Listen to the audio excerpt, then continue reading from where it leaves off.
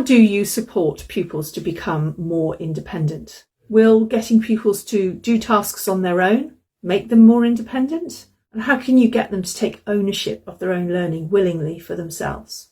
Well, pupils who are able to learn for themselves without the support of an adult or another pupil, that's what our goal is in teaching. We want their pupils to become confident lifelong learners for themselves on their own. But how do you actually do that? So we need to go back to Sweller's research on cognitive load theory, particularly the expertise reversal effect. That is, gradually reducing the amount of scaffolding for a task dependent on the expertise of the learner.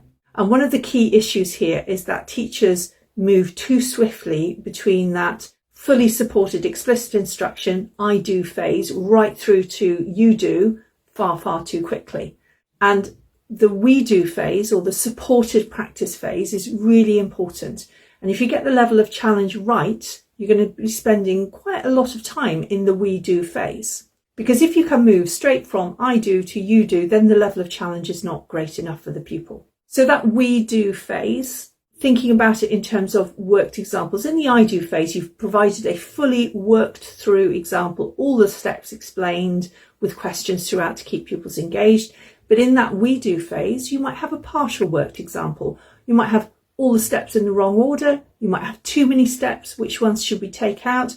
You might have most of the steps that fill the missing gaps, or even multiple worked examples justify which is the right one.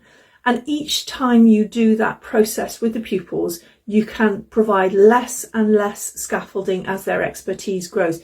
If they start to struggle, you can put it back in again. And the expertise doesn't have to come from you. It could be pupils supporting each other. It could be support staff. It could be through working from another additional worked example. Independence comes from confidence and competence. Pupils must believe they have a decent chance of success, and that comes from multiple shared practice tasks through the we do phase. If you'd like to hear more about how we use research like cognitive load theory to support teachers to improve the standards of learning, then follow us on our social media at Impact Wales, or you can go to our website impact.wales, or drop us a line to inquiries@impact.wales.